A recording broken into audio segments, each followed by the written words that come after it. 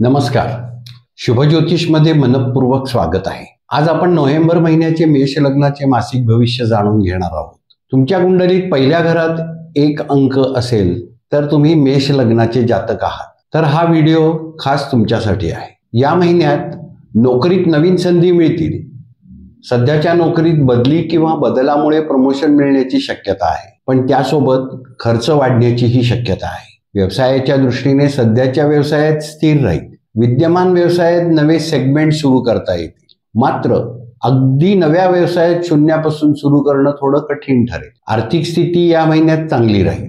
विवाह योग्य असलेल्यांनी संयम आणि सावधगिरी बाळगणं आवश्यक आहे. विवाहित काही जोडप्यांना वेगळं राहण्याची वेळही येऊ शकते, त्यामुळे संवाद आणि संयम अत्यंत महत्त्वाचे ठरते. आरोग्याच्या दृष्टीने ॲसिडिटी आणि कॅल्शियमची कमतरता जाणवू शकते, त्यामुळे योग्य आहार आणि काळजी घेणं आवश्यक आहे. चला तर मग या महिन्याचे सविस्तर विश्लेषण पाहूया. नमस्कार गुरुजी. नमस्कार. आता आपण नोकरी आणि करिअर या विषयावरून सुरुवात करू. गुरुजी, मेष लग्नाच्या लोकांना नोव्हेंबरमध्ये नवीन नोकरीसाठी चांगली संधी दिसते का? मेष लग्नाचे जातक जे आहेत त्यांचं नोकरीच्या दृष्टीने म्हणजे कर्मस्थानाचा अधिपती आपण पाहिला तर ते शनी आहे आणि शनी गुरूंच्या घरामध्ये आहे. त्यामुळे बहुतांशी नवीन नोकरी लागण्याचे खूप चांगले आहेत, कारण द्वादशातले गुरु हे द्वादशातले शनी आणि तेही गुरूंच्या राशीत आहेत. त्यामुळे खूप दृढ संधी आहेत आणि त्यांना नोकरी लागते.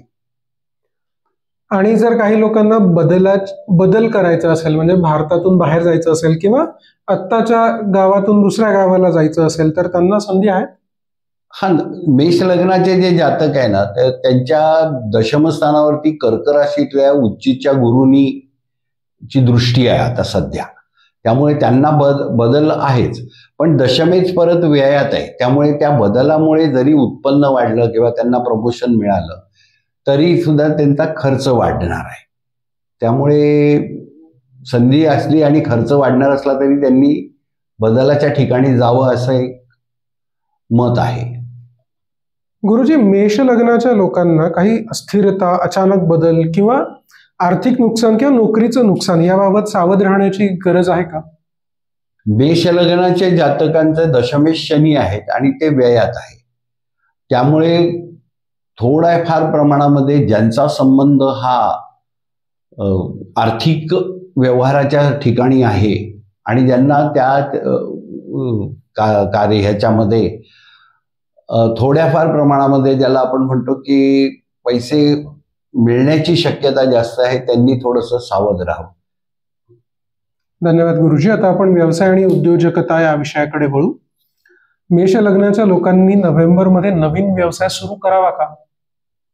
मेष लग्नाच्या परत जसं मी म्हटलं की ते व्ययात आहे. नवीन व्यवसाय सुरू करायला हरकत नाही, पण तो अगदी संथपणे जाणार असल्यामुळे त्याला गती मिळणार नाही.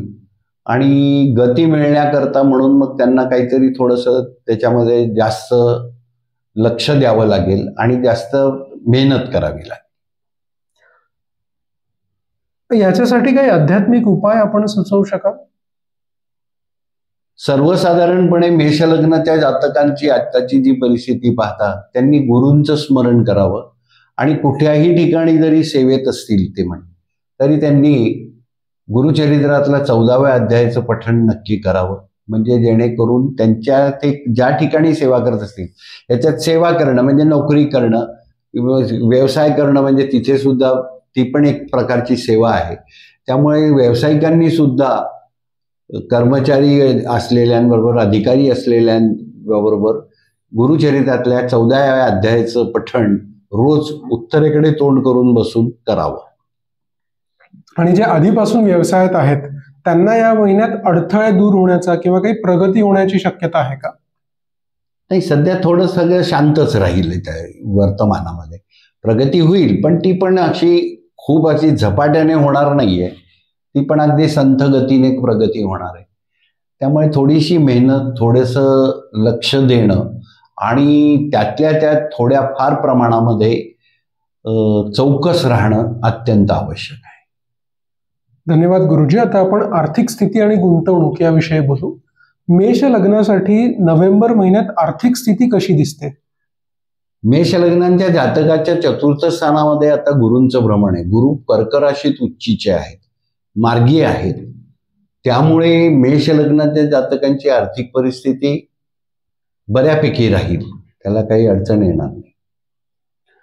आणि समजा कोणाला कर्जासाठी अर्ज करायचा असेल तर नोव्हेंबर महिना अनुकूल असेल?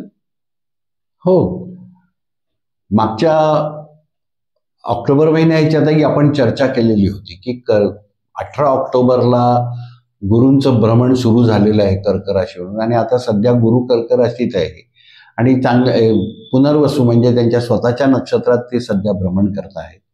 त्यामुळे कर्जासाठी अर्ज करावेत, लवकरात लवकर कर्ज मिळेल. गुंतवणुकीच्या दृष्टीने मेष लग्नासाठी यंदा कुठलं क्षेत्र जास्त अनुकूल आहे? स्थावर मालमत्ता, शेअर, सोनं किंवा दुसरं काही? गुरूंचं भ्रमण जसं मी म्हटलं, गुरु सुवर्णाचं वरती सुद्धा गुरूंचा अंमल असतो. त्यामुळे जास्त करून सध्या जर सोन्यामध्ये जर गुंतवणूक केली तर ती जास्त चांगली राहील. इतर जे ज्याला आपण म्हणतो की जसे शेअर्स मार्केट वगैरे, तिथे थोडासा शुक्राचा संबंध आहे आणि शुक्र हा स्थूळ राशीत स्वतःच्या ह्याच्यात आहे, तर त्या ठिकाणी करावे. पण तिथे परत रवी आहे म्हणजे शुक्राचा अस्त झालाय, तर ते 16 नोव्हेंबर नंतर त्यांनी जास्त प्रमाणामध्ये शेअर्समध्ये पण गुंतवणूक केली तरी काही हरकत नाही. धन्यवाद गुरुजी. आता आपण विवाह आणि कौटुंबिक जीवनाकडे वळू. गुरुजी, मेष लग्नाचे जे लोक प्रेमात आहेत त्यांच्यासाठी कुटुंबात बोलणी सुरू करायला हा चांगला काळ आहे का? तूर्त 16 नोव्हेंबर पर्यंत हा काळ चांगला नाहीये. 16 नोव्हेंबर नंतर त्यांनी आपल्या घरामध्ये सांगावं, कारण मेष लग्नाच्या जातकांना भाग्याचं कारकत्व गुरु हे सुखस्थानामध्ये आहेत, भ्रमण करतायत सुखस्थानावरनं, आणि ते कर्क राशीत त्यांच्या गुरूंच्याच नक्षत्रात भ्रमण करतायत. त्यामुळे ते आताही सांगायला हरकत नाहीये, पण आता सांगितलं तर त्याच्यावरती काही अंमल होणार नाही किंवा त्याला विरोधही होण्याची शक्यता आहे, कारण रवी सध्या 16 नोव्हेंबर पर्यंत नीच राशीत आहेत. 16 नोव्हेंबर नंतर रवी वृश्चिक राशीत जातील, म्हणजे नीच राशीचा जो दोष आहे तो निघून जाईल आणि त्यांचं काम होईल. तर 16 तारखेपर्यंत त्यांनी शांत राहावं. मेष लग्नाच्या लोकांना या महिन्यात विवाहाचे प्रस्ताव येण्याची शक्यता आहे का? म्हणजे अरेंज मॅरेजची संधी आहे का? मेष लग्नाचे जातक ज्यांचा संबंध म्हणजे पूर्वपरिचय असा नाही आहे, ते कुठल्या तरी विवाह संस्थेकडनं किंवा कुठल्या मध्यस्थींनी सांगितलेल्या स्थळांच्या यांच्या बाबतीत अगदी आतापासूनच त्यांना योग चांगले आहेत, ते ठरवू शकतात. ज्यांची लग्न झाली आहेत त्यांचे त्यांच्या जोडीदाराशी कसे संबंध असतील? थोडेसे कुरबुरीचे संबंध असण्याचं शक्यता आहे, कारण परत पण हे 16 तारखेपर्यंतच असेल, 16 नोव्हेंबर पर्यंत. कारण परत जसं मी म्हटलं की मेष लग्नाच्या सप्तमामध्ये तुळ राशीवरनं नीच राशीवरनं स्वतःच्या रवी भ्रमण करतायत. त्यामुळे संसारात थोडा मतभेद येईल आणि तिथेही शुक्र आहे. शुक्राच्या म्हणजे ज्याला आपण म्हणतो थोडासा की एकमेकांचा इगोइस्टिक थोडासा कुठेतरी हर्ट होण्याची शक्यता आहे, तर ते थोडीशी काळजी घ्यावी, मतभेद टाळावेत आणि वाद टाळावेत, म्हणजे मग काही सुरळीत राहील सगळं. याच्यावरती काही उपाय करणं गरजेचं आहे? व्यंकटेश स्तोत्राचं पठण घरातली जी स्त्री आहे तिने संध्याकाळी करावं, म्हणजे मग घरामध्ये शांतता राहील. आणि त्याही आणखीन असा एक उपाय आहे की घराच्या दक्षिण पश्चिम जो कोपरा असेल त्या कोपऱ्याचा जो माळोचा असेल त्याच्यावरती काशाच्या वाटीमध्ये मीठ ठेवावं, म्हणजे वाद टाळले जातील. वादाचे जे व्हायब्रेशन्स आहेत ते मीठ ॲब्झॉर्ब करेल आणि त्या वास्तूमध्ये दोष राहणार नाही. ते व्हायब्रेशन परत परत तू असंच म्हणाली होती, तुम्ही असंच म्हणालात, अशा प्रकारच्या वरनं जे वाद निर्माण होतील ते होणार नाही. आता आपण आरोग्याकडे वळू. गुरुजी, मेष लग्नाच्या लोकांचं या महिन्यात आरोग्य कसं असेल? मेष लग्नाच्या जातकांच्या आरोग्याचा तसा काही अडचणीचं नाहीये, पण त्यांना ऍसिडिटीचा त्रास आणि कॅल्शियमची कमतरता जसं मी आधीच म्हटलं तशी होण्याची शक्यता आहे. आणि त्वचेच्या संदर्भामध्ये सुद्धा त्यांना काही अडचणी होण्याची शक्यता आहे. आणि दुसरं असं आहे की अष्टमावरनं मंगळासोबत मेष लग्नाच्या जातकांचा षष्ठेश बुध पण भ्रमण करतो आहे. आणि त्यामुळे एखाद वेळेला त्यांना, ज्याला आपण म्हणतो की ते गोपनीय असे ते ह्याचे काहीतरी आजार त्यांना होण्याची शक्यता नाकारता येत नाही. आणि ही शक्यता 17 नोव्हेंबरपर्यंत जास्त आहे. 16ला रवी बदल झाल्यानंतर त्याच्यामध्ये शक्यता कमतरता येईल, पण 16 तारखेपर्यंत ही शक्यता आहे. तर शक्यतो त्यांनी दक्षता घ्यावी, स्वच्छता बाळगावी. जे दाम्पत्य सध्या संततीसाठी प्रयत्न करतायत त्यांच्यासाठी हे दिवस अनुकूल आहेत का? नाही, मेष लग्नाच्या जातकांच्या संतती स्थानामध्ये सध्या केतूचं भ्रमण सुरू आहे सिंह राशीमधनं. आणि केतू हा संततिकारक ग्रह नाही आहे. आणि प्रयत्न जरी केले तर त्या संततीमध्ये अडथळा होईल आणि पुढे मागे त्याच्यामध्ये पुन्हा काहीतरी निराशेची स्थिती निर्माण होण्याची शक्यता असल्याने तूर्त या कालावधीमध्ये त्यांनी प्रयत्न करू नये. ह्याच्या ज्या वेळेला रवीचा दृष्टाक्षेप होईल यांचा, रवीची दृष्टी ज्या वेळेला तर एकादश दृष्टी किंवा म्हणजे 2-2.5 महिन्यांनी त्यांनी प्रयत्न करावा. धन्यवाद गुरुजी. याच्यावरती काही उपाय करणं गरजेचं आहे का? तुम्ही म्हटलात तसं नाही, काही आवश्यकता नाहीये. कारण काही म्हणजे केतूचं काही फळी तर अशी असतात किंवा केतूच्या भ्रमणामुळे काही स्थिती अशी असते की ते घडतंच. आणि ते विवाह म्हणजे ते त्याच्यामध्ये भोगावं लागतं. तर त्याच्यापेक्षा ज्याच्या बसणं काही आपल्याला भोगावं लागणार आहे ती गोष्ट सध्या टाळली तरी काही हरकत नाही. आणि ज्या स्त्रिया सध्या गर्भवती आहेत त्यांच्या आरोग्याच्या बाबतीत काही खास काळजी घेणं गरजेचं आहे? हो, थोडी काळजी घ्यावी त्या स्त्रियांनी. आध्यात्मिक दृष्ट्या पण काळजी घ्यावी आणि आरोग्याच्या दृष्टीने सुद्धा काळजी घ्यावी. ज्याला म्हणजे गर्भरक्षा कवच त्यांनी पठण करावं. आणि आरोग्याच्या दृष्टीने